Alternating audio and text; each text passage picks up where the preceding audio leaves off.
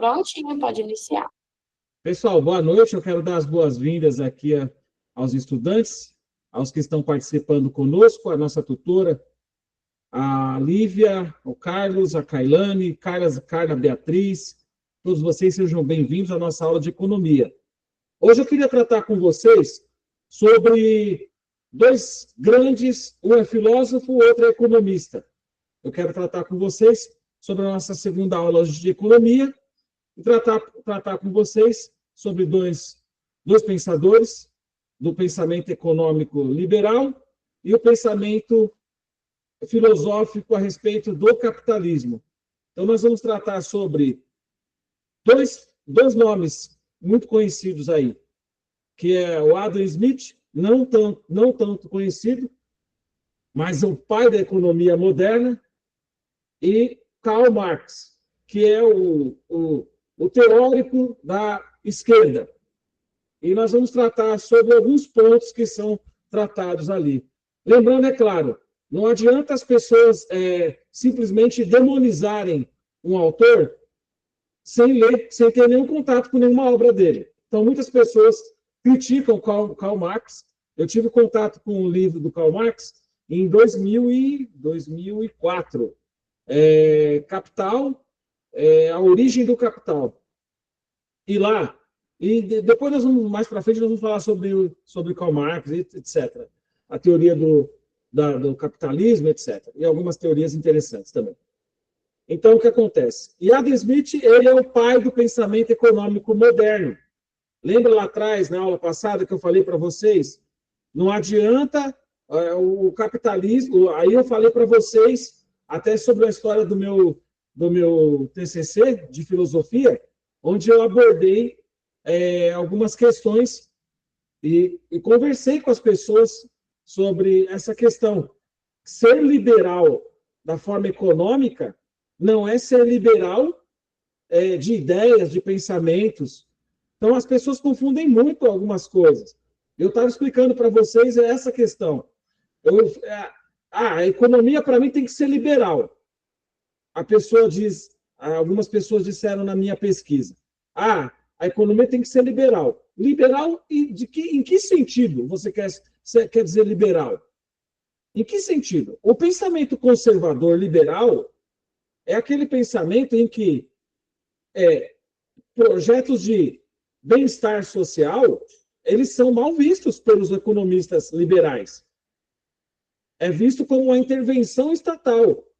O liberal econômico, ele acredita, em síntese, que o próprio mercado se autorregula.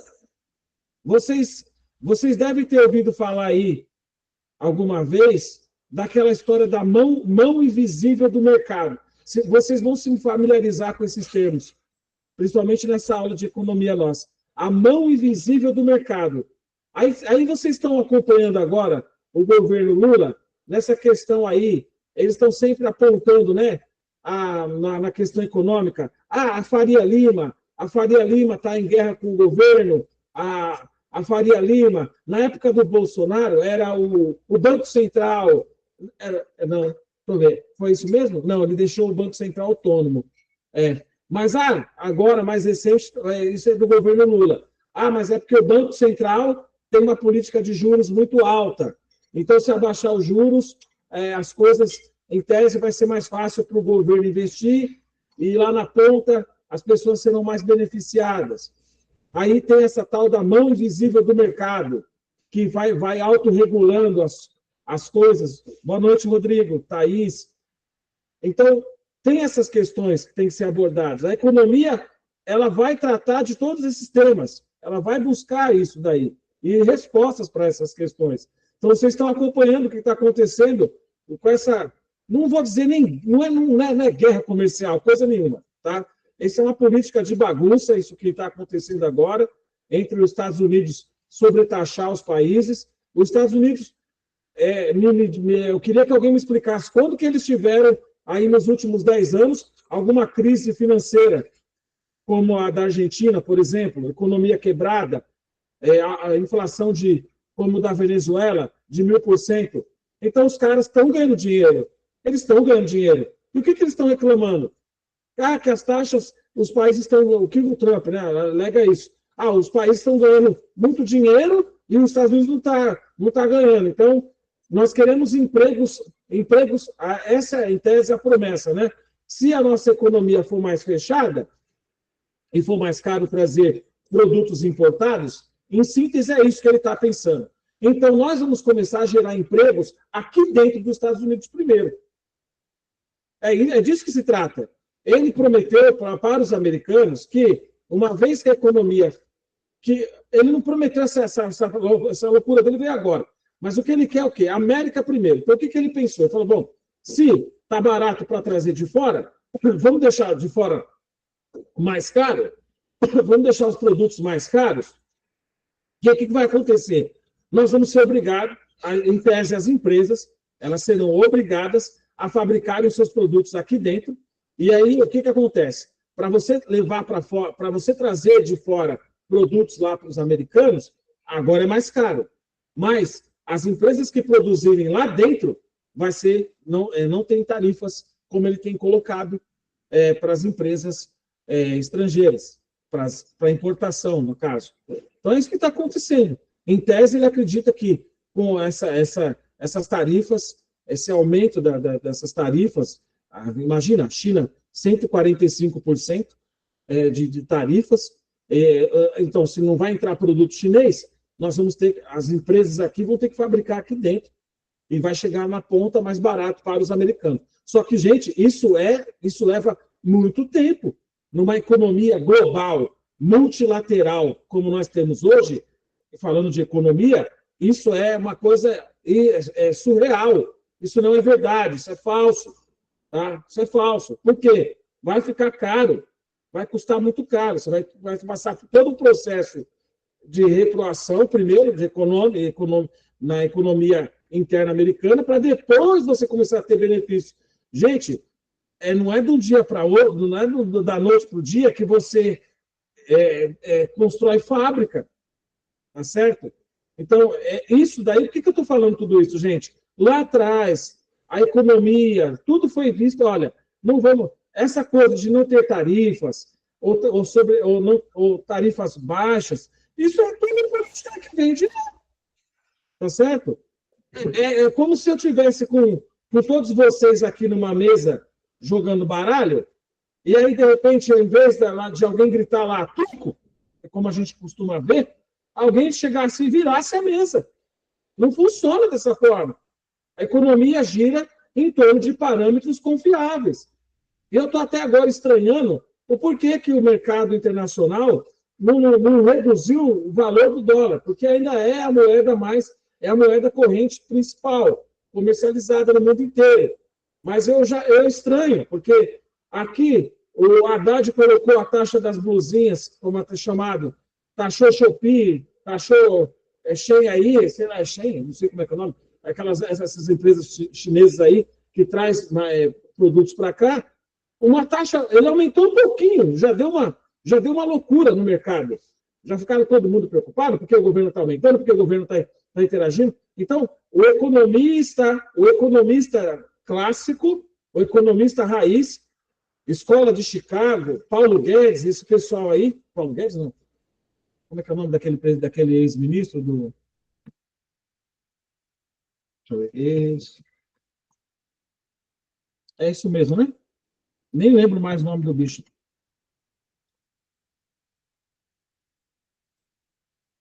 Isso, é Paulo Roberto Nunes Guedes. Paulo Guedes. Então, esse economista raiz intervir, o Estado intervir, o Estado colocar taxas, o Estado interagir com a economia, o Estado ter políticas e programas sociais de alta abrangência, isso é um horror para o economista clássico. Então, você tem que entender, economia liberal não é costume liberal. Eu sou a favor do LGBT, eu sou a favor do homossexual, eu sou a favor do casamento gay, etc. Isso não tem nada a ver com economia liberal. Pensamento liberal é um pensamento em que o Estado não intervém de forma alguma. O Estado ele serve para fiscalizar. cria lei e fiscaliza. Agora, mas aquela senhora lá do interior, lá do Nordeste, ela não tem condições de trabalhar mais. Ela precisa de um valor, de um Bolsa Família. Ela precisa de ter alguma forma de sobreviver. Para o Estado economista, para o Estado o economista liberal, isso sempre vai existir. Isso, a desigualdade ela é gerada pelo capitalismo e, infelizmente, é assim mesmo e não há nada que o governo possa fazer. Em síntese, o que o pensamento liberal, como o raciocínio liberal é dessa maneira. E se o governo está interagindo com a população, criando políticas públicas, o governo, então, ele está intervindo. E se ele está intervindo, ele está gastando. Então, vocês têm ouvido, mas espera aí, as pessoas precisam ter uma porta de acesso, elas precisam construir as suas vidas, ter acesso à educação, nem que seja através de uma bolsa de estudo ou uma faculdade gratuita, como uma federal, por exemplo, mas o Estado na síntese, o Estado liberal clássico, eu vejo com horror esse tipo de política. Política pública, vamos colocar o jovem lá, o negro, o pobre, lá na faculdade pública, gratuita, de qualidade. Não tem nada disso, não. Isso aí é intervenção, isso é uma loucura. O governo não deveria se preocupar com esse tipo de coisa, deveria se preocupar, sim, com a economia, em criar leis para produzir mais, para ter mais lucro, mais resultado, e com essa, em tese, o que seria a solução para os problemas econômicos do país seria essa. Então, se aumentar a produção, vai aumentar a demanda, que essa demanda vai gerar mais empregos, esses empregos vão tirar as pessoas do seu buraco econômico, e elas vão conseguir se sobressair. Mas não a realidade se impõe. A realidade se impõe. Então, o que acontece? O que nós vamos fazer com a massa de pobres que realmente não tem acesso a uma infraestrutura básica? Vai deixar todo mundo morrer? Todo mundo na míngua? Não vai fazer nada? Vai simplesmente cruzar o braço, falar a economia se ajusta e está tudo certo? Como é que fica isso? Então, é isso. É disso que se trata a economia. E é claro, quando o governo, como o governo Trump, ele intervém demais, como está intervindo agora, está acontecendo o rebuliço, o terremoto. Está acontecendo no mundo inteiro o terremoto. As economias vão ter que se reajustar. Elas vão ter que entrar num consenso. Adere à taxa, o que ele está propondo, não adere. Então, acho que 15 países que concordaram com as taxas econômicas dele. Tá? Porque tudo isso aí, pessoal, vai influenciar a demanda de produtos para aquele país. Então, aí vocês devem estar acompanhando. Aí vocês viram o que acontece num país com uma economia como a China. A China é um país comunista clássico. O governo Lula, o governo Trump, países democráticos, você não pode tomar uma decisão unilateral. Você não pode tomar uma decisão sozinho. Você tem que consultar o parlamento, consultar os deputados, os senadores, em consenso, se chegar a uma decisão. Aí o governo Lula não fez. O Lula não pode agir por conta própria. Ele prometeu que ia aumentar as taxas do Brasil, referente às taxas de importação dos Estados Unidos também. Aqui o Brasil ele é regido pelo princípio da reciprocidade. Então, tudo que é feito contra o Brasil tem.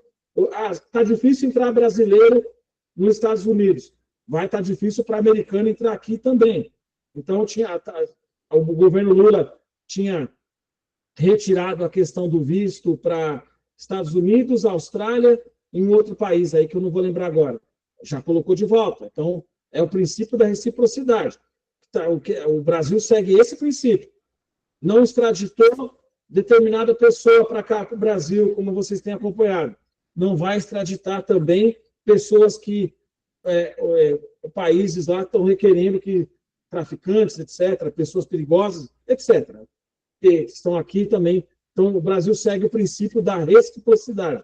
Aumentou a taxa lá, vai aumentar a taxa aqui. Então, todo o mercado está se autorregulando dessa forma. O governo está intervindo, o governo Trump colocou lá, eu quero dessa e dessa maneira, para trazer produtos para cá. Vocês vão ter que se esforçar mais, vão ter que pagar mais caro. Ele está privilegiando a economia nacional. Nossas empresas, ele está achando que as empresas vão fazer essa construção. Eu ouvi até que a Apple aí lotou um caminhão, lotou 3 aviões com iPhone e foi embora para outro país aí e pensa em fazer o que ele está querendo, mas na Índia. Produzir o iPhone na Índia. Então, você vê, tem essas coisas. O custo lá é mais barato, vocês têm uma infraestrutura melhor, tem espaço para fazer as grandes fábricas, você não vai pagar tanto imposto, além da jurisprudência nacional, você tem a jurisprudência estadual, enfim, tem uma série de coisas aí, e dependendo do caso, você não vai ter o cenário que ele tinha lá da década de 30, da década de 70, década de 80, você não vai ter mais a história do sonho americano, isso aí não existe mais, é uma economia multilateral. E aí, quando eu estava falando para vocês, bastou que ele aumentasse as taxas, ele falou, ele esperou que a China fosse retroceder. A China é um país comunista ao extremo. Eles o Xi Jinping, que é o presidente da China, não precisou nem consultar o parlamento. Não tem parlamento, gente. Você tem um partido comunista, um partido só. Você não tem que... Eleito lá, o presidente, eleito, o mandato dele é vitalício. Vai acabar quando o Partido Comunista Chinês decidir que tem que acabar. Fora isso daí, e não acho que vai acabar, isso é muito complicado, os chineses simplesmente cruzaram os braços. Você não quer mais comercializar comigo? Eu vou comercializar com o Brasil. Você não quer mais... a soja aqui está mais cara agora. Compra a soja do Brasil. Nesse sentido, o país, vocês devem estar percebendo que não há grandes manifestações na mídia a respeito do que está acontecendo nos Estados Unidos. Isso tem um propósito. Por quê? Porque a economia, a China, ela compra 60% da produção nacional.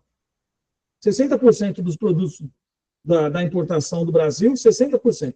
Olha lá na balança comercial. Quem é o nosso maior comprador? Nosso maior comprador é a China. O nosso maior comprador é a China.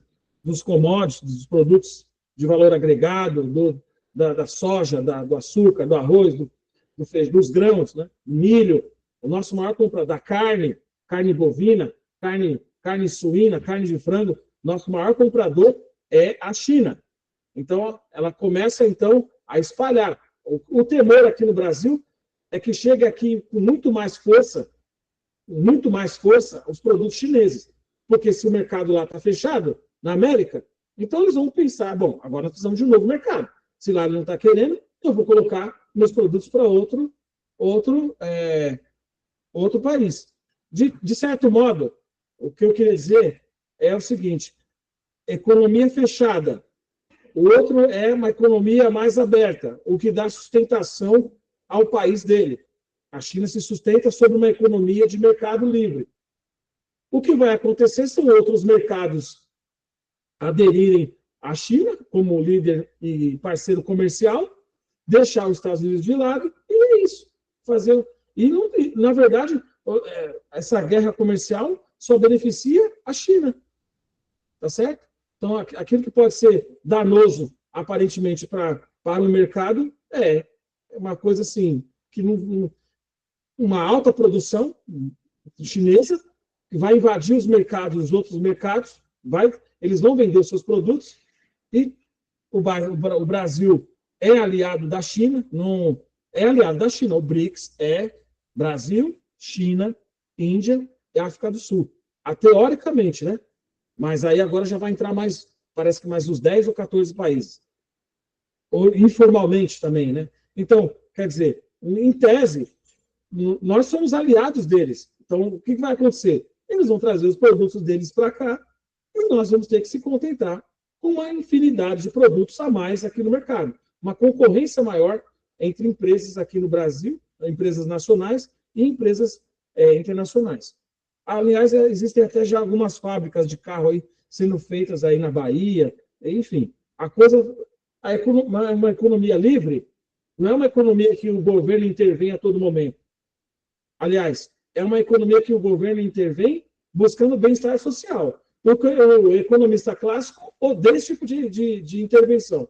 E é o que nós estamos assistindo, estamos vendo. Então, quando o governo intervém demais, o mercado se retrai ou busca rearranjos, busca formas alternativas de contornar uma situação tão complicada. Aí nós vamos falar de moeda. A nossa moeda, ela é o real. A moeda dos Estados Unidos é o dólar. E existem outras várias moedas aí. O ien é japonês. Então, os produtos são comercializados em qual moeda principal? O dólar. Ele é vendido e comercializado em dólar. A maioria da economia capitalista, ela usa o dólar como referência. Então, por exemplo, o dólar vale R$5. Aliás, R$1 é 1 centavo de dólar. Tá certo? Eu estava vendo lá no câmbio, R$1 valia 17 centavos de dólar. Então, você vê como que a economia ela se baseia na moeda, na troca, na convergência de valores. O que vale para mim aqui é o real, mas para o americano o que vale é o dólar. Não significa que relativamente ele paga mais barato pelos seus produtos, ele tem uma economia mais aberta. Isso ele tem. Mas não significa também que tudo lá sai de graça. Né? Não é assim também, né, pessoal? Tem muita gente que confunde as coisas. Pensa que só porque, os Estados Unidos, não é bem assim. Eu vejo muito relato de pessoas que vieram de lá dos Estados Unidos, estão voltando agora, e eles... bom, eu falei para vocês, né? Semana passada, a nossa aula ela foi bem extensa nesse sentido. O que acontece? Você tem uma economia aberta, porém, a questão da saúde pública americana, não existe saúde pública americana. O que existe lá é uma saúde paga. Você paga pelo serviço de saúde. Até citei o exemplo do rapaz. Foi lá comprar, estava com gripe, gastou $900 no posto de saúde. $900. Tomou algumas vacinas, recebeu alguns medicamentos, pagou os $900. Então, é tudo muito caro. A saúde lá não é gratuita, não é como aqui no Brasil. É chuva de referência em vacinação infantil, tudo lá é pago. Tudo é pelo seu devido valor. Inclusive, na pandemia, teve pessoas que morreram em casa. Porque falou, peraí, eu trabalhei tanto para juntar dinheiro, agora eu vou gastar tudo com remédio? Quer dizer, teve gente que morreu em casa na pandemia. Ao passo que aqui no Brasil, vacina gratuita para todo mundo, tem gente que nem foi tomar vacina até hoje. Então, tem isso, gente. A intervenção estatal, ela, de certa forma, ela pode melhorar a qualidade de vida das pessoas, como ela pode também atrapalhar o governo. Então, por exemplo, nós temos várias indústrias aqui que elas são americanas, russas, suecas, etc. Vamos supor que o governo... vamos supor que aconteça algo assim, do tipo que aconteceu na Bolívia. Vamos estatizar tudo de novo. Todas as empresas que já foram estatais vão vão voltar a ser estatais. O governo resolve de uma forma geral, fala assim, não quero mais vocês aqui, podem ir embora, nós vamos ficar aqui com as empresas de volta. Isso vai vai arrebentar com a economia. Por quê? Porque uma coisa que a economia preza muito é cumprir contrato. Você tem um contrato aberto, que garante uma autonomia daquela empresa aqui dentro. Então, vamos supor, o governo chega agora, não quero mais, não funciona dessa maneira. Países que fizeram dessa forma foram altamente prejudicados. Por quê? Vai afetar diretamente a economia. O que vão dizer?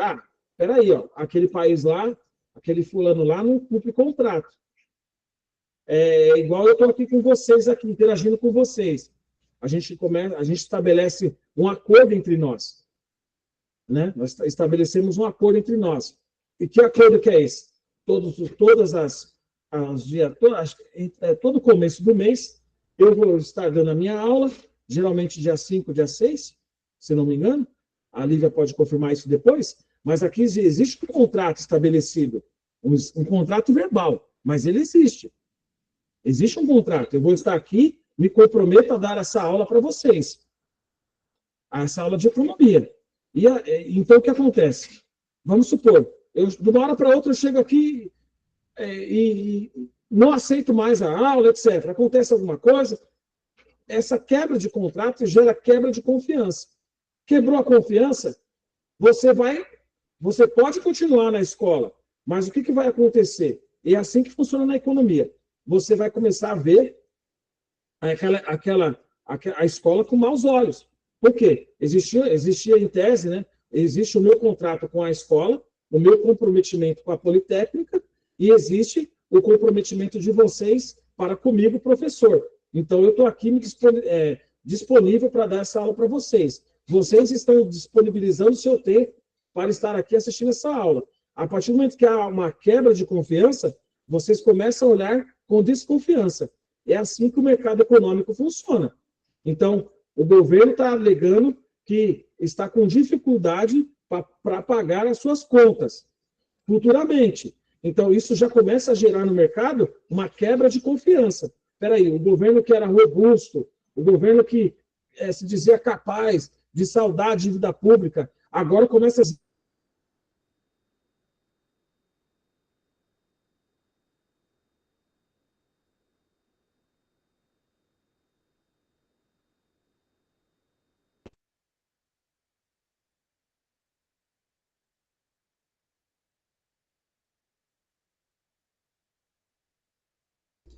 Pessoal, deu uma quedinha rápida, já voltamos, tá? Então, é dessa forma. Então, voltando ao assunto. Quando o mercado começa a olhar com desconfiança a economia de determinado país e ver que aquele país, determinado país, não vai ser capaz de saldar as suas dívidas, de cumprir com seus acordos comerciais, tanto internos quanto externos, a coisa começa aí começa a inflação, enfim, aí começa. Tudo tem uma origem. Então, a economia é o ponto central. Por isso que os governos, e aqui no Brasil especialmente, os governos eles são continuados ou não de acordo com o andamento econômico. Então, aqui o brasileiro ele tem o pensamento, bom, eu tenho um emprego, eu tenho saúde, eu tenho segurança, para mim está tudo certo, estou cuidando da minha família. A partir do momento que você vai no mercado, está tudo muito caro, você vai com um salário X e não volta com aquela compra desejável. Aí vai comprar um produto de beleza, está muito caro, está 3 vezes mais caro do que era antes. Tudo isso aí começa a gerar o quê na população? Desconfiança. Como é que o mercado reage? O mercado começa a dar os seus sinais.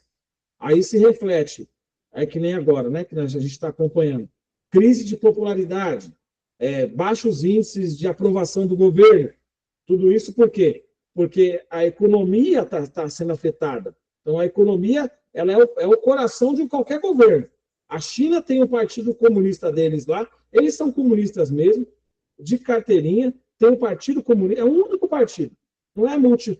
Lá não tem PSDB, PT, PDT, não tem nada disso, gente. No PL, não tem nada disso. Não tem é um partido só. É um partido só. E aí se reúne lá os seus vários deputados e pronto. Aí deu plenos poderes para o presidente lá, acabou o problema, acabou a situação. Não vai ter essa, vamos discutir agora no Congresso, não tem nessa. Olha, eu vou fazer assim, acabou. Só tem que assinar embaixo e ponto final. Não tem essa, vamos discutir agora qual é a melhor forma. É assim que funciona uma economia comunista como a da China.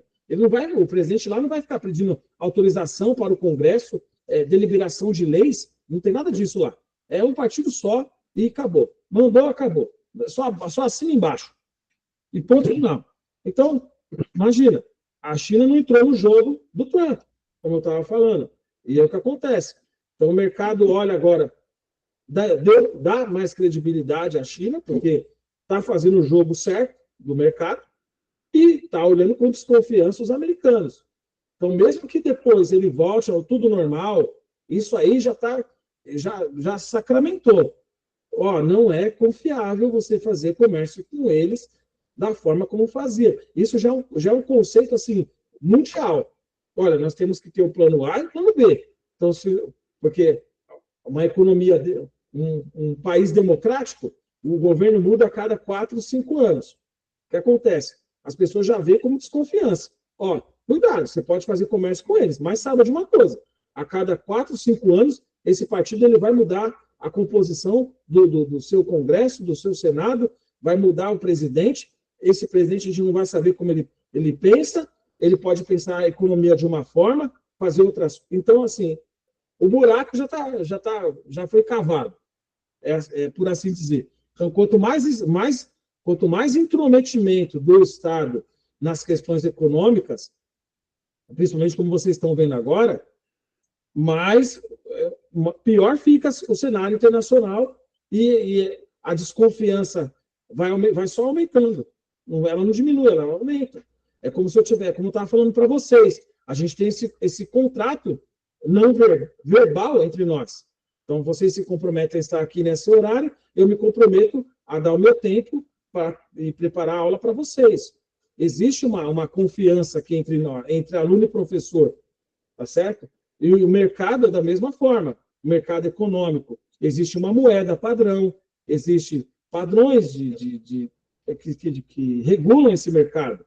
Existe a economia de câmbio, tá certo? Por exemplo, temos empresas aqui no Brasil que elas não aderiram, não abriram seu capital. Eu, por exemplo, eu posso comprar ações da Mosaic Fertilizantes. Tem ações da Mosaic no mercado. Eu posso comprar, me tornar acionista da empresa. Ela é uma empresa de capital aberto.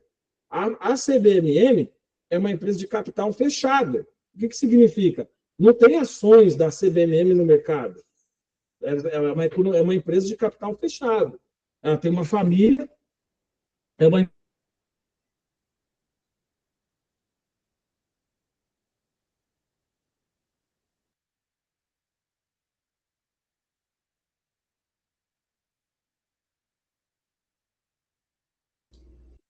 Então, o que acontece? Então, nós temos essas empresas. Uma é capital fechado, outra é capital aberto. Ele quer receber o lucro dele lá e ponto final. Ele não quer abrir, ele se compromete com ele mesmo, tá?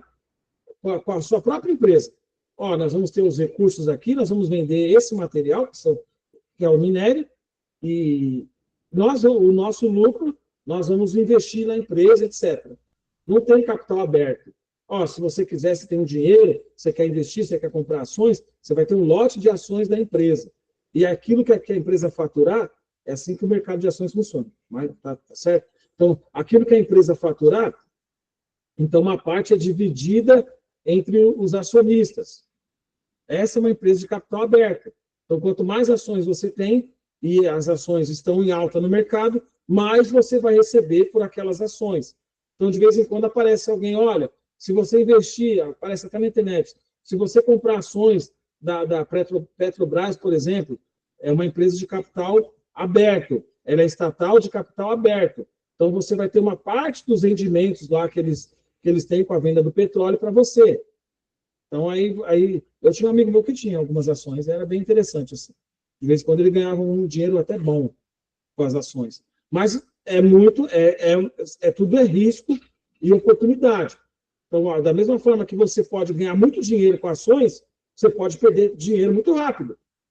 Tá certo? Então, o que acontece? As ações caíram rapidamente, as ações americanas, como vocês devem ter acompanhado agora. Então, o que acontece? Muita gente perdeu dinheiro que investiu lá, que acreditou na empresa, acabaram perdendo milhões. Outros ganharam muito dinheiro. Por quê? Porque apostaram que aquelas ações elas iam cair. Aí o que acontece? Quem apostou certo ganhou, quem não apostou, perdeu. Tá certo? Simples assim. E como eu estava falando para vocês, entendam que a economia.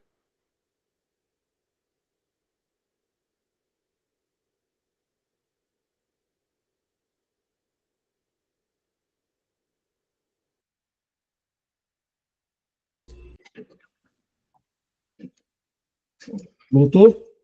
Voltou, né? Espero que não caia mais. Agora, pessoal, vou entrar aqui numa aula para vocês.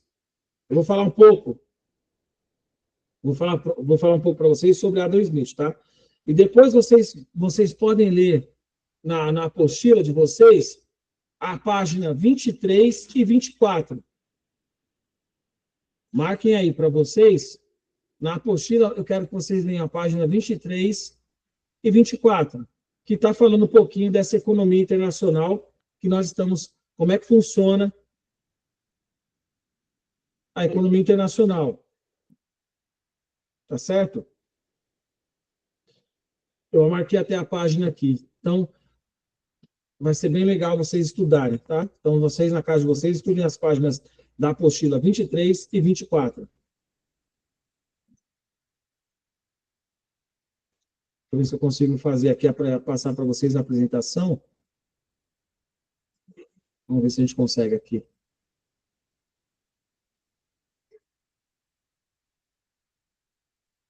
Isso. Ó, economia. O que é economia, professor? O que é economia? A gente precisa entender o que é essa coisa de compra, venda, troca, financiamento, juros, taxa de juros simples, composto. O que é, enfim, o que é essa comércio? O que é a economia? Em síntese, a economia é a ciência que estuda como os recursos são produzidos, distribuídos e consumidos. Temos um mercado consumidor no Brasil. Ela se concentra nas decisões feitas por indivíduos, empresas e governos, buscando entender a melhor forma de alocar os recursos escassos.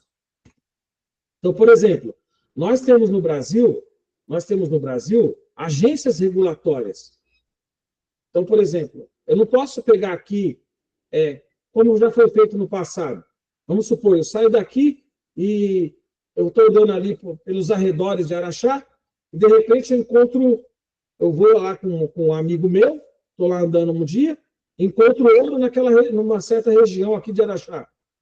Aqui tem muito fosfato, né? E as terras raras agora. Então vamos lá. Digamos que alguém encontre ouro aqui em Araxá. Você tem uma agência regulatória.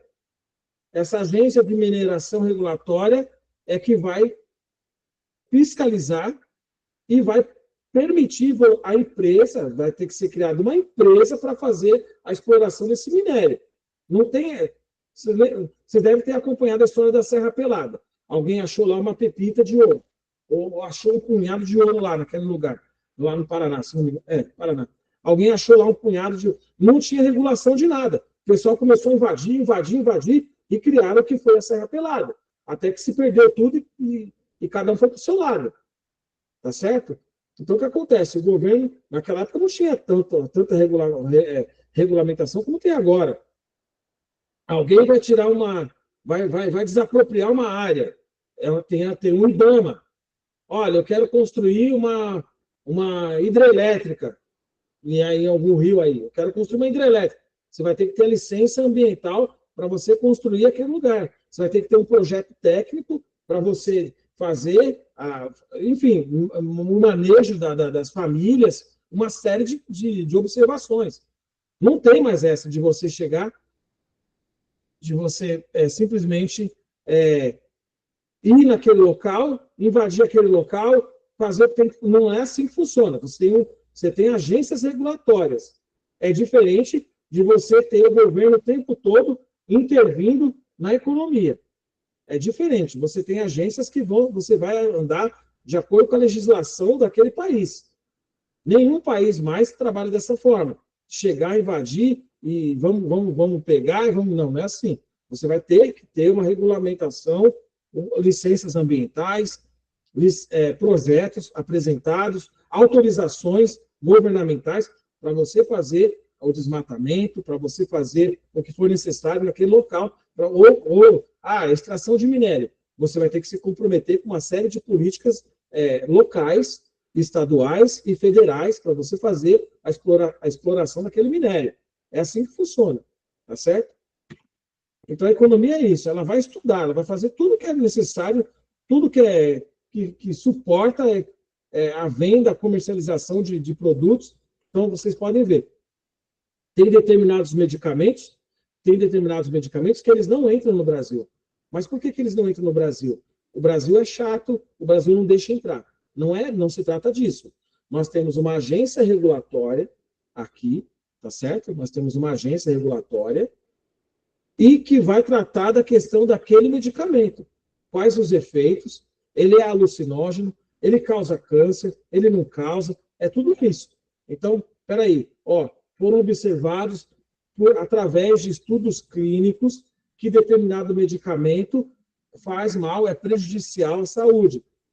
Aqui nós temos dois, pelo menos um medicamento para diabéticos que está sendo muito comercializado agora aqui no Brasil, que é o Ozempic. Né? Então, o Ozempic ele não é para emagrecer. O Ozempic ele é para diabetes tipo 2. Só que ele tem um efeito adverso. Ele tem uma redução, ele causa uma redução no apetite das pessoas, o que vai causar lá, no efeito final, um emagrecimento.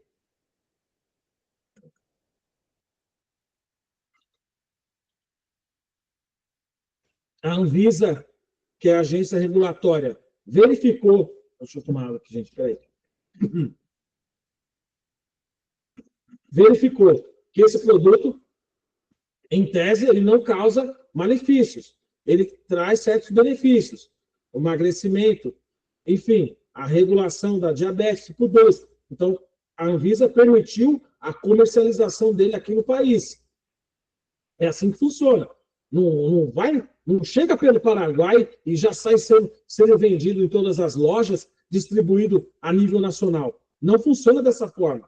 Não funciona. É necessário, aí a agência a Anvisa, ela vai tratar. Houve medicamentos que foram proibidos aqui no país. Por quê? A Anvisa, através do seu corpo técnico, foi analisar os dados, se verificou que aquele produto não causa mais malefícios do que benefícios, os benefícios são pequenos em relação à quantidade de efeitos colaterais, ela não permitiu a comercialização daqueles produtos. Vocês devem estar lembrados lá atrás. Então, olha como que a economia está sendo regulada, de certa forma, o mínimo possível, né? Ou seja, leis que vão equalizando a venda daquele determinado produto. Não é que o governo vai lá e sobretaxa aquele produto é vendido mais barato ou mais caro. O governo tem uma agência regulatória, que é o nosso país, no caso do Brasil, os Estados Unidos tem a Anvisa deles lá, a Europa tem a Anvisa deles lá, tá certo? Aqui nós temos a Anvisa brasileira. Então, o que acontece? Vai lá o produto, ele é investigado, tem um comitê de cientistas, de fármacos lá, que vão analisar todos os dados que vão sendo informados para a agência, e aí esse produto, aí é permitido ele ser comercializado. Não é permitido esse produto entrar aqui de qualquer maneira, tá certo? Nada entra aqui de qualquer maneira. Nada, nenhum produto, nada. E se você, por exemplo, que nem nós temos a questão do Paraguai, aí você tem um certo limite para você comprar de produtos lá do Paraguai. A partir do momento que você entra acima da cota que é permitida, é considerado o quê? Contrabando. Então, é considerado contrabando, contravenção, aquele excedente, ou todos os produtos, dependendo do caso, ele é a pessoa que era responsável da alfândega lá na fronteira, vai dizer, você só pode entrar com tantos produtos aqui no país. Você só pode entrar com limite até tanto. Todo excedente, ele é apreendido. Você não pode entrar. Tá certo? Por exemplo, você compra um produto importado, como é que esse produto chega aqui? Você vai pagar a taxa de importação desse produto, se houver a possibilidade desse produto entrar. Eu comprei uma vez um relógio. Eu lembro que eu comprei um relógio. Aí esse relógio veio da China para cá. O que acontece? Eu recebi um comunicado do correio que esse produto estaria disponível para que eu recebesse a partir do momento que eu pagasse a taxa de importação dele, que foi R$50 na época. R$50. Aí eu tive que pagar essa taxinha no correio para eles me liberarem o produto lá na alfândega. Aí esse produto veio para minhas mãos. Eu consegui receber ele em casa, mas eu tive que pagar essa taxinha lá para o correio. É assim que funciona. É uma economia. Você está vendo? O governo cria leis, cria agências regulatórias para fiscalizar o cumprimento dos deveres dessas empresas. Tá certo? Não é aquela intervenção estatal direta. Na China, você tem a intervenção estatal direta. O governo controla. Por isso, tanto medo dos Estados Unidos de contratar certas empresas americanas. E vocês devem estar acompanhando muito bem essas notícias, né? O que acontece? Chega lá, o governo, lá na China, o governo controla banco, controla a empresa, controla economia, controla tudo. O governo controla tudo, tudo. Então, qual que é o medo das outras nações? É que, por exemplo, o governo tem acesso a dados dos seus cidadãos. Então, isso que aconteceu há pouco tempo. O TikTok lá foi proibido. Aí o Trump entrou com uma... Não, peraí, vocês não podem ser mais o TikTok aqui. Como é que vai funcionar? A presidência do TikTok aqui não pode ser totalmente chinesa. Vocês vão ter que ter pessoas... ela vai ter que ter um padrão aí, regulada, ou, enfim, uma presidência americana, alguém que seja aqui do país, etc., para que vocês possam continuar operando aqui no país, nos Estados Unidos, no caso, né? Aí o TikTok lá foi proibido. Depois ele voltou atrás. Falou, não, peraí, nós não vamos cortar a rede social de vocês aqui. E qual que é o medo? O grande medo, como o governo controla tudo, tem acesso a dados dos cidadãos americanos. E eles têm um grande pavor dessa insegurança. Não somente dos Estados Unidos, mas também Brasil, outros países. Tem países que estão pouco se lixando para isso. Os americanos têm mais medo dessas questões, porque vocês já devem saber o que aconteceu lá, né? 11 de setembro, etc. Vocês sabem o que aconteceu. Então, o que acontece? O governo estatizou, tem todo o controle de bens de produção, bancos, empresas de tecnologia. O governo controla tudo. E aí as pessoas ficam com medo, e etc. As outras nações têm medo, e aí vai. Então, a economia é uma ciência. A economia começou a ser estudada formalmente na Grécia Antiga, mas ganhou destaque com os pensadores do Iluminismo, como Adam Smith. A transição para a economia industrial no século XIX trouxe novas teorias práticas, mudando o mercado moderno, mudando o mundo moderno. A importância de estudar a economia é fundamental para compreender as dinâmicas do mercado, as decisões governamentais e como isso afeta a nossa vida cotidiana.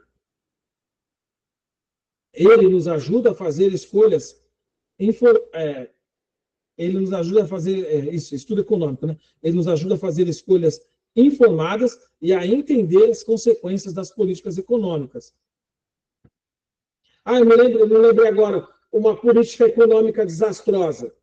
Eu trabalhava numa empresa, por exemplo, eu trabalhei numa empresa em 2014, numa empresa de construção de torres elétricas. Ela é distribuição, né? É uma empresa de energia aqui no Brasil, não vou citar o nome, que não vem ao caso, e ela tinha um faturamento bilionário. Ela teve em 2013, 2012, um faturamento bilionário. Bilionário. Ela ganhou muito dinheiro com energia elétrica. Porque você tem o custo, né, de fabricar a torre, você tem empresas que fabricam os seus componentes, etc. O que aconteceu naquela época?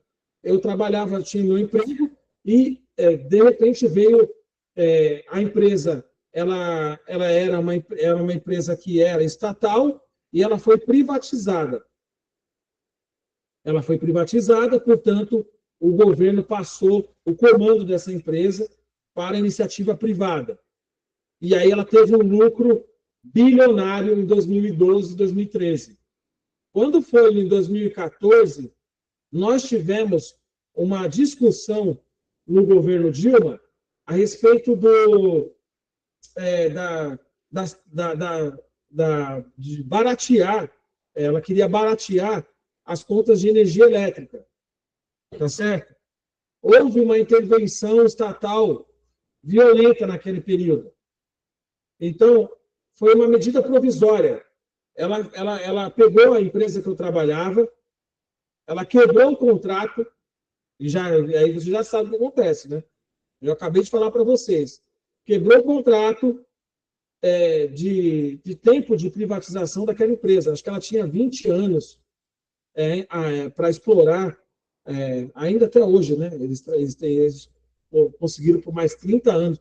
Eles renovaram, a licitação deles foi renovada.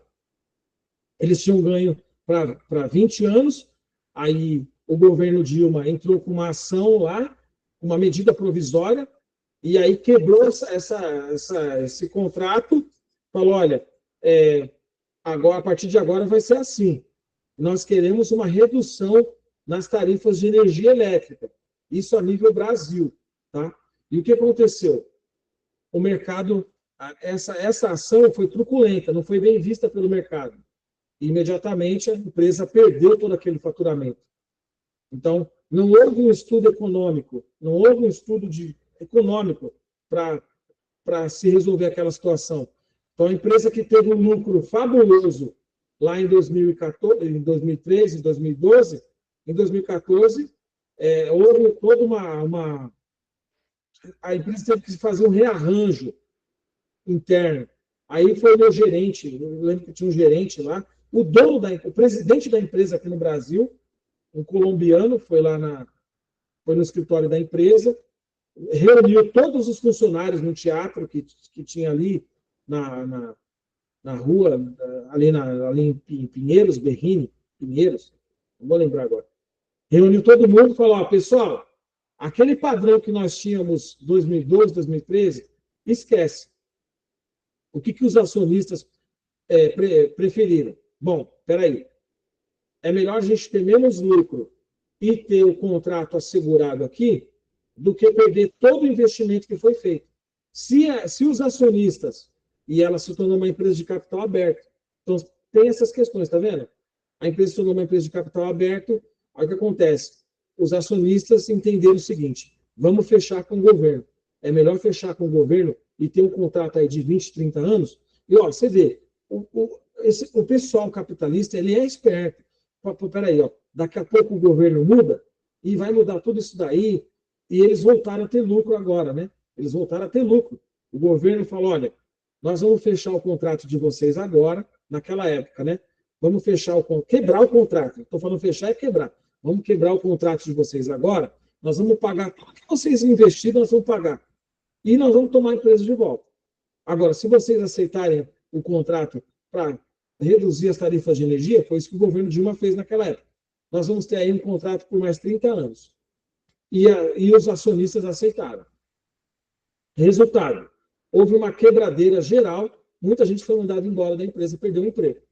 Então, isso gera desconfiança? Gera. Aí, o que acontece? Não teve aquela redução de energia prometida. Não teve. Por quê? Porque energia é custo. Você tem um custo de produção de energia. E aí o que acontece? As demandas foram muito maiores do que o governo havia previsto. Resultado, a população acabou pagando muito mais, energia muito mais cara do que como estava feito naquela ocasião. Então, para vocês entenderem, a importância do estudo econômico está aí. O governo, naquela situação, não estudou como que seria quebrar o contrato daquela empresa, que é uma gigante do setor energético aqui no Brasil. É uma empresa que privatizou. A empresa era estatal, ela comprou a empresa. Aí teve um lucro fabuloso, o governo Dilma queria baratear o preço da energia para as demais pessoas e acabou dando um tiro no pé. Tá certo? Não houve um estudo do impacto econômico que haveria na vida das pessoas. A energia, ela é produzida, ela tem um custo de produção. Então, o governo menosprezou os estudos econômicos, de impacto econômico na população. Espera aí, a pessoa vai reagir como? Enfim, as empresas vão produzir menos? Não, as empresas sempre estão produzindo mais. Sempre estão encontrando formas de otimizar custo, reduzir custo, aumentar a produção. Tudo, por quê? Visando o lucro, tá certo? E naquela ocasião, como não houve nenhum estudo econômico, nenhum estudo de impacto econômico, aconteceu tudo isso daí. Adam Smith, que é o principal economista, é o pai de tudo aí que vocês estão vendo agora, tá? Coloca assim, marca esse nome, Adam Smith. Quando vocês pensarem em economia, pensem em Adam Smith. Ele é o grande pai da economia moderna, como existe hoje. É Adam Smith. Nós estamos falando de Adam Smith, o pai do liberalismo econômico. É Adam Smith. Guarde esse nome. Pode cair na prova. Adam Smith, nascido em 723, na Escócia, é conhecido como o pai da economia moderna. Ele formou-se na Universidade de Edimburgo e trabalhou em filosofia moral, antes de se dedicar aos estudos princípios econômicos. Pode ser até que caia aí no Enem de vocês, em algum momento, né? Quem for fazer, se pensa em fazer o Enem, sobre Adam Smith. Ele é o pai da economia moderna. Aí, às vezes, cite o nome, aí pode ter uma questão no Enem lá que envolva Adam Smith. Não sei ao certo, mas pode ser que tenha. Então, é bom vocês guardarem esse nome. A sua obra mais famosa, aí vocês podem ter uma questão no Enem que envolva a questão do Adam Smith e qual que é a obra, o livro, né? Geralmente no Enem tem essa parte teórica, que cai lá a questão de livros, etc. Então, qual que é a principal obra dele? A Riqueza das Nações, publicado em 1776. Estabelece os fundamentos da economia clássica. Smith também escreveu sobre moral em A Teoria dos Sentimentos Morais, demonstrando sua preocupação com a ética nas relações humanas. Então, pode ter uma questão no Enem aí que envolva Adam Smith. Não sei se já caiu, não estou por dentro, mas pode ser que haja. Eu colocaria como professor uma questão envolvendo isso. O impacto no pensamento econômico. Adam Smith influenciou gerações de economistas. Por que ela é tão importante, gente? Por que Adam Smith é tão importante? Adam Smith influenciou gerações de economistas, promovendo a ideia da mão invisível. Lembra lá no começo da aula? Eu tinha falado para vocês, a mão invisível do mercado, que sugere que ações individuais, motivadas pelo interesse próprio, devem levar ao bem-estar geral. Seus conceitos ainda são relevantes na economia contemporânea. Gente, pensa no mundo capitalista que nós temos hoje. E pensem comigo agora. Vocês acham, gente, que uma ação individual ela vai levar ao bem-estar geral? Será que é toda essa pureza que Adam Smith está pregando através dos seus ensinamentos aqui, será que é o que acontece no mercado hoje? Pensem junto comigo. Uma ação individual levando, em tese, é o que ele está defendendo. Olha, uma ação individual, ela deve ser motivada pelo interesse próprio e levar ao bem-estar geral. Ou seja, eu tomei uma decisão, essa decisão vai afetar a mim, né? E vai abençoar, digamos, ajudar a todos nós. Vai abençoar a todos nós, vai ajudar de alguma forma. Você acha que Adam Smith, você acha que tem essa pureza toda no capitalismo? Não tem. Não tem, a gente sabe que não tem. Isso fica... Claro, você tem a geração de empregos e geração de renda. É desse bem-estar que ele está se referindo. Por isso que ele é o pai da economia. É considerado o pai da economia moderna. Uma ação individual gerando bem-estar geral. O interesse próprio pode levar ao bem-estar geral. Eu pensei em abrir uma empresa uma consultoria. Tá certo? Eu vou abrir um salão de cabeleireiro. Esse salão vai envolver contratação de pessoal. A manicure, a pessoa que faz as luzes do cabelo, a cabeleireira que faz o mega hair. Então, é disso que se trata. Olha o bem-estar sendo gerado. Uma empresa, quantas pessoas não contrata? É disso que se trata. É disso que se trata. Peraí. Se eu estou uma ação individual, criei a minha empresa, contratei 20 funcionários, contratei 30 funcionários. Adam Smith ele influenciou, tá certo? Então, o que acontece? As pessoas, uma ação individual. Peraí, eu criei uma empresa, tenho 20, 30, 40, 50, 100, 200, 1.000, 10.000 empregados. Então, houve um bem-estar geral. Criação de empregos, geração de renda. Até aí, beleza. Mas no capitalismo moderno, nós temos agora outros impactos na população. Nós não temos só o bem-estar geral, que é a questão da geração de renda e emprego. Nós temos agora outras situações que são preocupantes, tá certo? Agora nós estamos discutindo aí o bem-estar das pessoas. O que se discute hoje. E para o economista, como eu falei para vocês, lá no comecinho da aula, lembra lá do começo da aula que eu falei para vocês, o economista clássico, vamos tratar agora da questão do burnout. Vamos tratar agora de uma NR que vai regular a empresa na questão, como a NR1 está sendo tratada agora, na questão do bem-estar emocional, do bem-estar psicológico dos funcionários. Cara, isso para ele, para o economista liberal, isso é um horror, tá certo? Por quê? Ele já está vendo lá, vai gerar custo. Ele tá assim, ó. O governo está falando que vai regular, que vai colocar uma NR, a NR1 vai tratar agora de bem-estar emocional, psicológico, tratar as questões emocionais, porque está tudo muito em alta agora, né? A questão do bem-estar emocional das pessoas. Então, o economista liberal já vê isso como custo. Já vê isso como já começa a suar.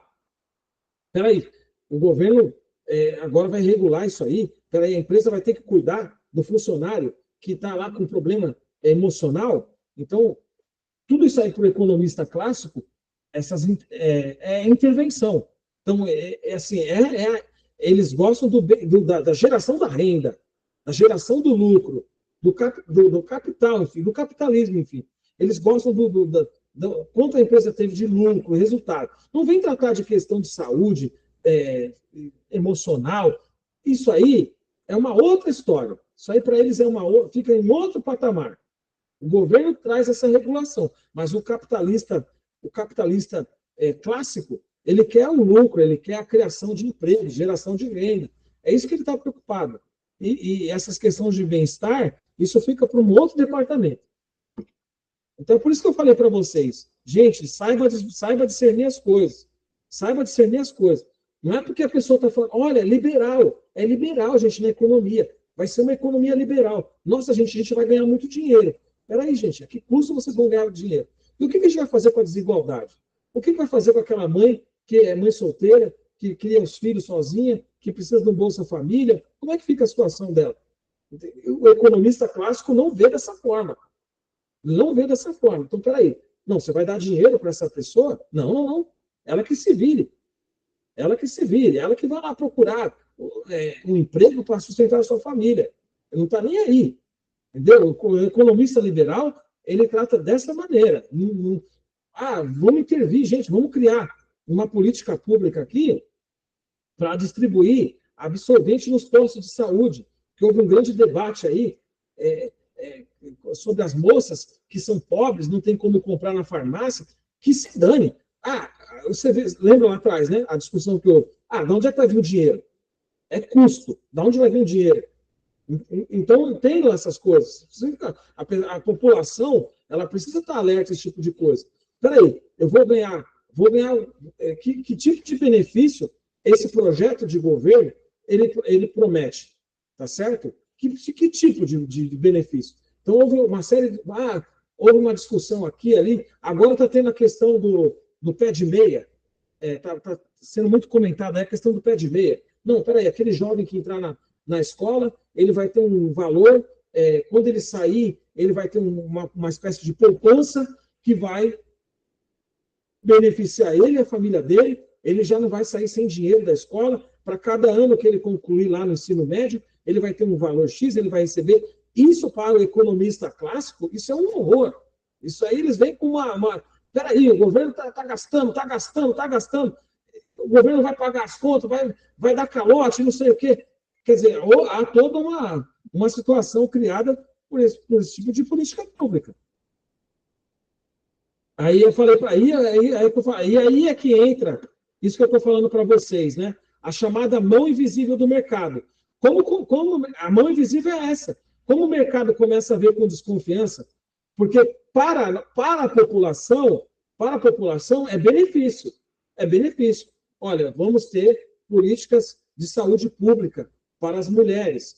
Vamos ter política de renda para os jovens que estão na escola. Então, eles vão ter agora um programa que ele vai ter uma renda, etc. E tal.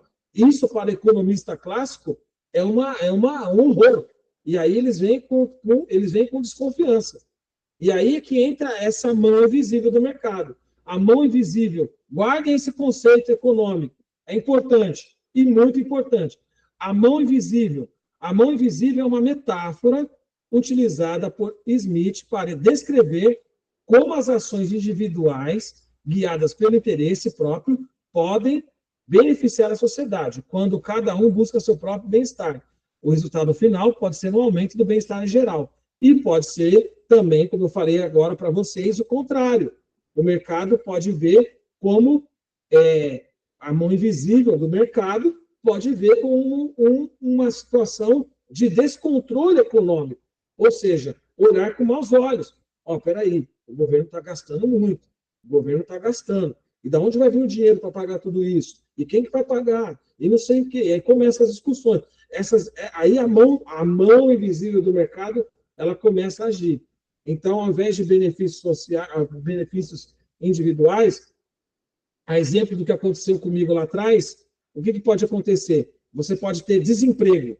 Desemprego, a população ficar acuada, a população começar a desacreditar do governo e ter um efeito contrário.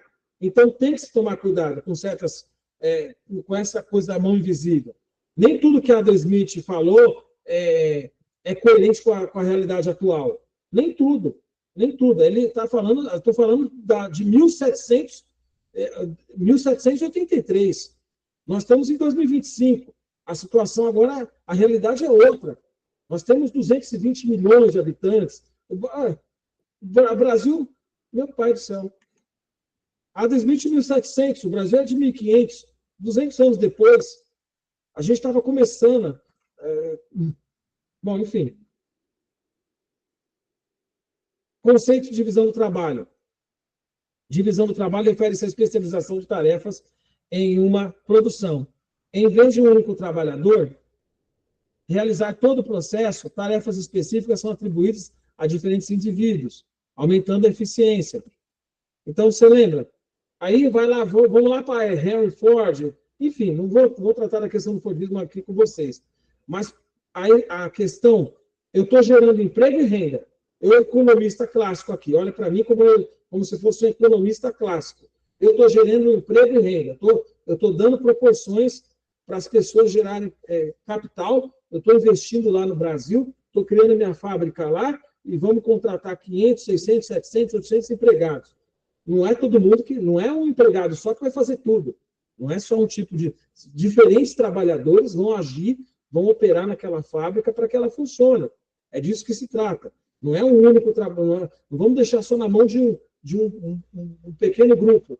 Toda a produção. Nós vamos ter diferentes trabalhadores interagindo. Um vai agir na venda do produto, o outro vai agir no capital, na logística de entrega, outro vai agir na fabricação, outro vai agir na qualidade, e assim vai, tá certo? Então, o conceito de divisão do trabalho. E é aí que começa, aí os benefícios econômicos. As vantagens de dividir o trabalho incluem aumento na produtividade, redução de custos e maior especialização. A especialização permite que os trabalhadores se tornem mais habilidosos em suas tarefas, resultando em produtos de melhor qualidade. Então, aí eu estou falando, a teoria de Adam Smith é essa. Espera aí, quanto mais qualificado esse trabalhador for, mais benefícios econômicos nós vamos ter. Por quê? Vamos lá. Esse trabalhador está qualificado, ele precisa ser melhor remunerado. Melhor remunerado significa que vai entrar mais dinheiro na economia. E aí é que está a questão de fazer essa economia de trabalho e renda girar, né? Então, se eu tenho trabalhadores, quanto mais qualificados os trabalhadores forem, melhor eles vão aumentar de renda, e aumentando de renda, essa renda porque aí você vai óbvio, né? As pessoas vão gastar, vão consumir mais, vão ter acesso a produtos de maior qualidade. Então, é aí que faz a economia girar. Então, ele apostou numa ideia correta, né? Um exemplo clássico da divisão do trabalho é encontrado nas fábricas, onde cada trabalhador realiza uma única tarefa repetidamente. Liberdade econômica, cadê? Eu passei aqui. Eu falei a questão da liberdade econômica, né? Mão invisível. Opa, divisão do trabalho, conceito de divisão do trabalho, benefícios econômicos, exemplos práticos, liberdade econômica. A liberdade econômica é o que eu acabei de falar para vocês. Foi tudo que eu falei para vocês desde o começo da aula.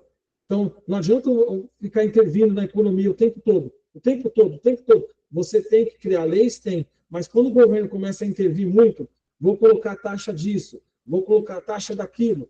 Isso faz com que o mercado perca a liberdade econômica de fazer os seus produtos transacionarem de uma nação para outra. Então, vai perdendo, não tem tanta liberdade. Então, não tem tanta liberdade. Está muito caro para mandar um produto brasileiro para a Europa. Então, o que acontece? Também não vem produto da Europa, muitos produtos da Europa são mais caros para chegar aqui. Então, fica essa troca de reciprocidade e pouca liberdade econômica. E isso se reflete em produtos mais caros na economia local, porque você não tem uma série de produtos chegando, entrando naquela economia. Você tem uma economia fechada.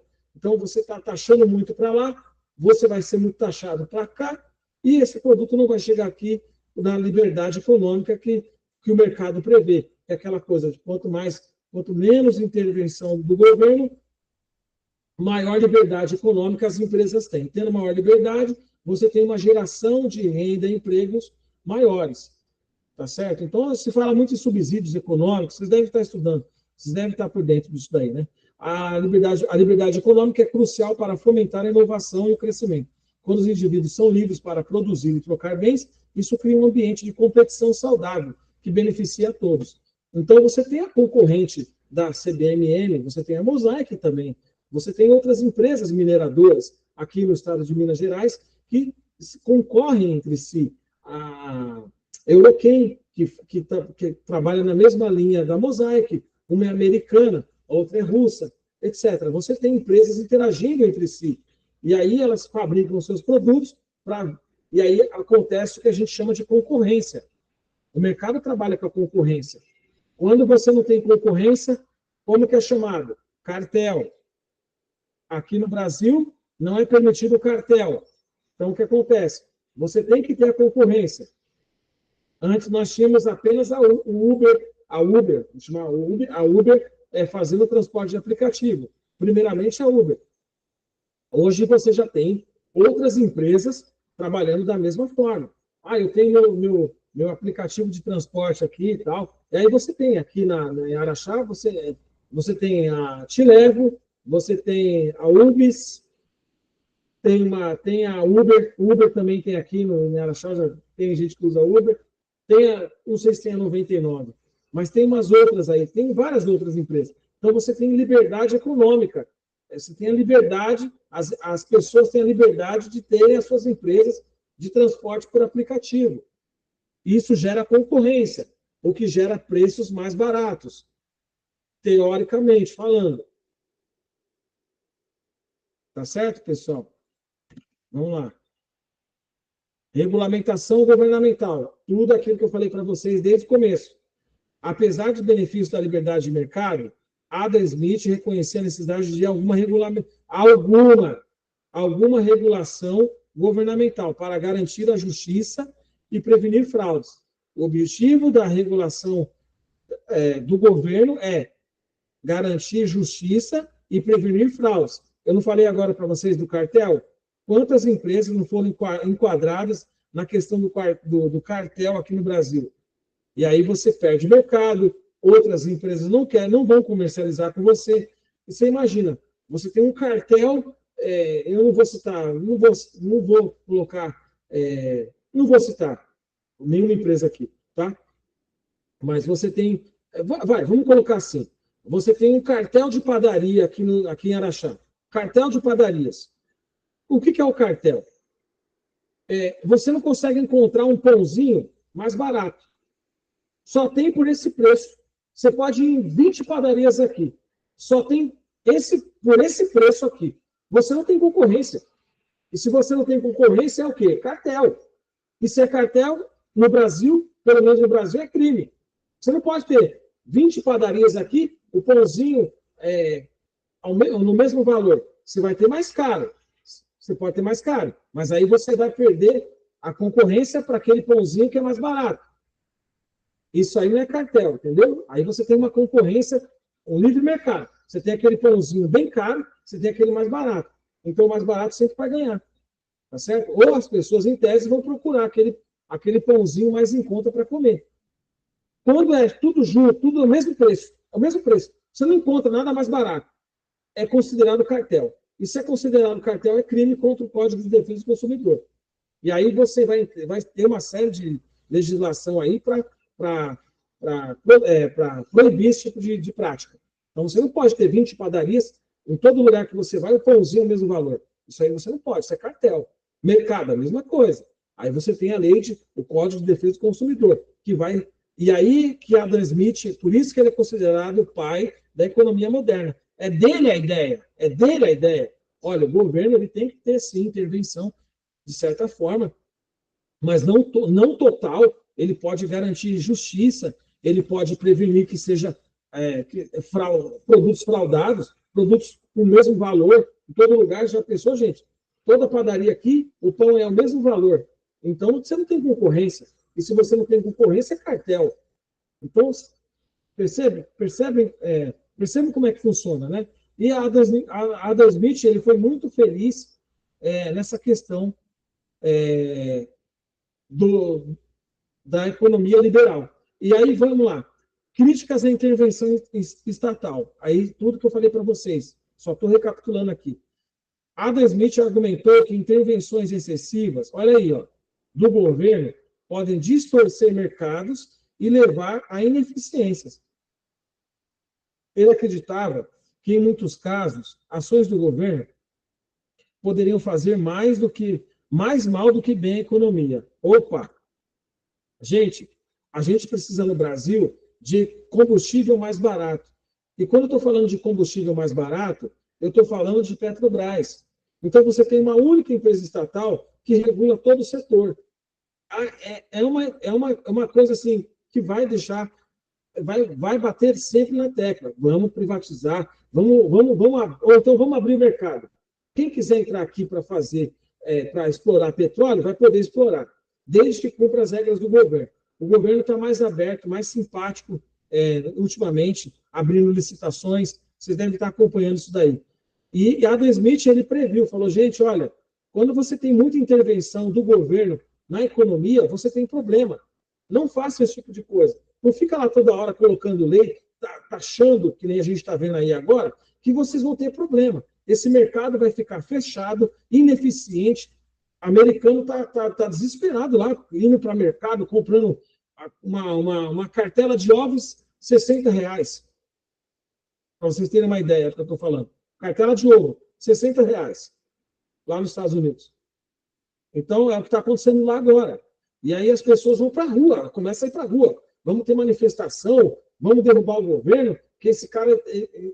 Aí começa a gerar o burburinho geral. Porque, meu amigo, você vai no mercado, você pagar R$60 numa cartela de ovo, né? Então, é o que está acontecendo lá agora. Um carro que custava 70 mil, está custando 120 mil. Então o pessoal falou, peraí, cadê a American First? Cadê aquela coisa toda prometida? Não tem mais nada. O que tem lá é essas taxas agora e todo mundo querendo se livrar delas. É isso que acontece. Então o governo, a intervenção excessiva pode distorcer o mercado. Olha o que está acontecendo. Vê se não... nós estamos falando aqui de um cara de 1773. Ele acreditava, em muitos casos, as ações do governo poderiam fazer mais mal do que bem à economia. Ó, está intervindo muito, cara. Você está colocando um monte de taxa aí, você acha que não vai ter retorno? É lógico que vai, ninguém é bobo. Você coloca 100% de taxa aí, e eu vou colocar 5% de taxa aqui. Aí, quando o meu produto que é comercializado, vai chegar, vai ter um comércio o comércio não vai parar. As pessoas vão continuar comprando, só que vão comprar muito mais caro. Aí é que mexe com a situação do governo.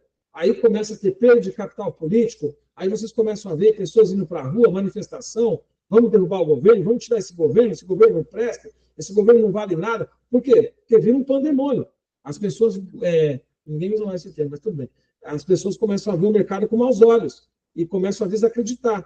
As políticas públicas não acontecem, as pessoas são pegas de surpresa por aquela política, muitas vezes, mal feita, e aí já começa todo mundo a desacreditar. Não houve estudo, não houve nada. Vamos taxar. Quer dizer, todo mundo fica muito louco. Né?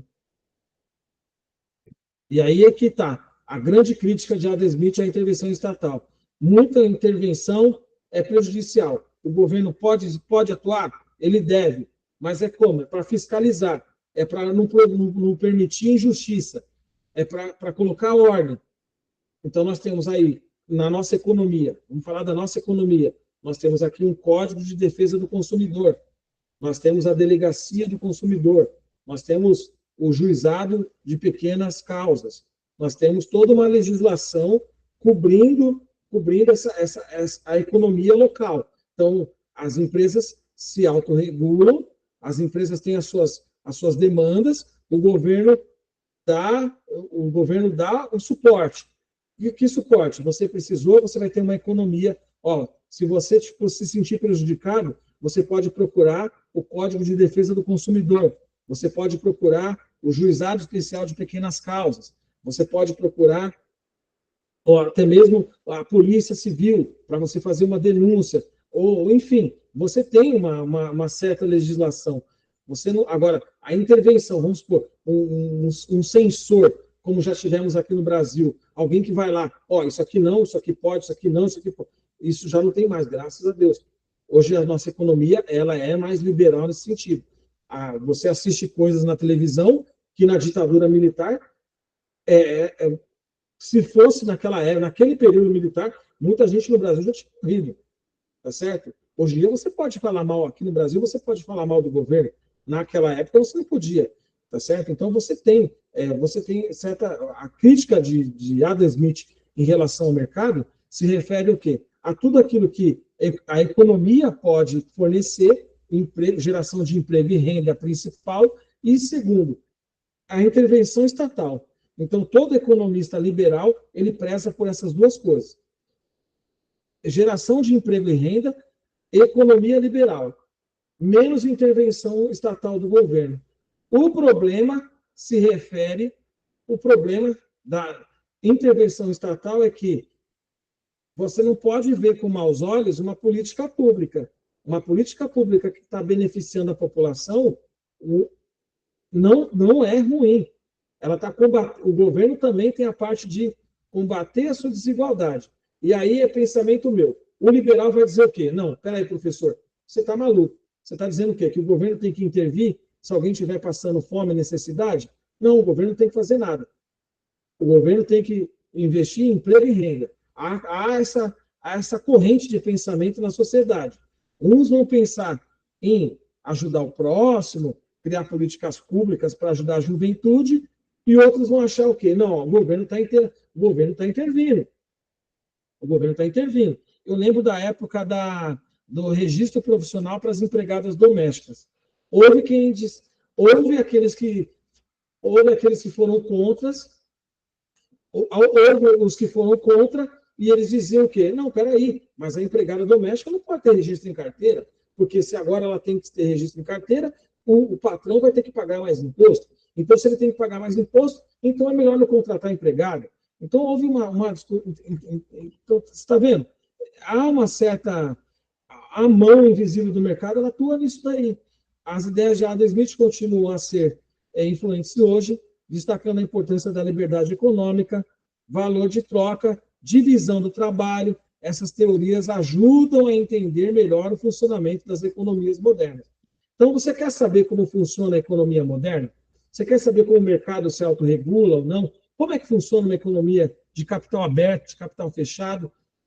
É tudo ideias baseadas, ajudaram a entender.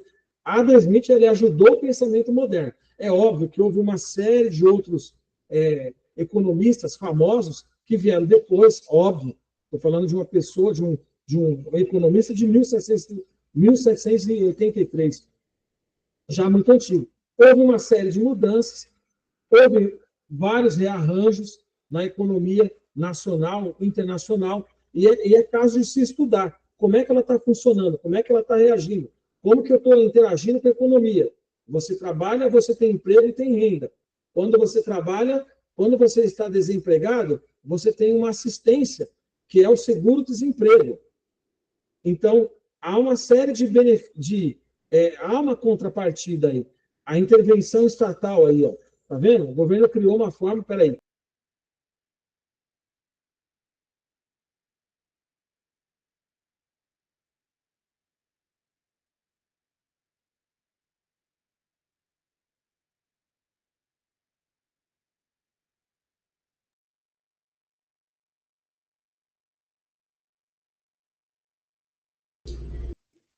Conclusão, pessoal. Hoje, nessa aula, nós aprendemos um pouquinho, um básico, sobre como funciona a economia mundial, como está acontecendo a economia fora do país e dentro do país. Nós também estudamos um pouco sobre Adam Smith, que ele é o principal, ele é o pai da economia moderna. Vale a pena vocês estudarem, vale a pena. E entendemos também como é que está funcionando as políticas públicas. O pensamento liberal, nós tratamos nessa aula de hoje, como é que funciona o pensamento liberal em relação a políticas públicas. E se eles aceitam ou não aceitam. Também nós tivemos aí a questão que eu acabei de falar para vocês, de Adam Smith. Na próxima aula, aí nós vamos entrar num debate um pouco mais acentuado na questão de Karl Marx. Tá? E aí vocês vão entender por que um lado aqui no Brasil defende tanto e por que o outro não defende que é comunismo, que é isso, que é aquilo. Então, nós vamos ter uma aula bastante interessante na semana que vem, na próxima aula. Eu quero deixar vocês aqui, eu quero agradecer, deixar meu muito obrigado pela participação de todos, e eu espero vocês até a próxima aula. Qualquer dúvida, estou à disposição. Tá bom? Muito obrigado e boa noite a todos.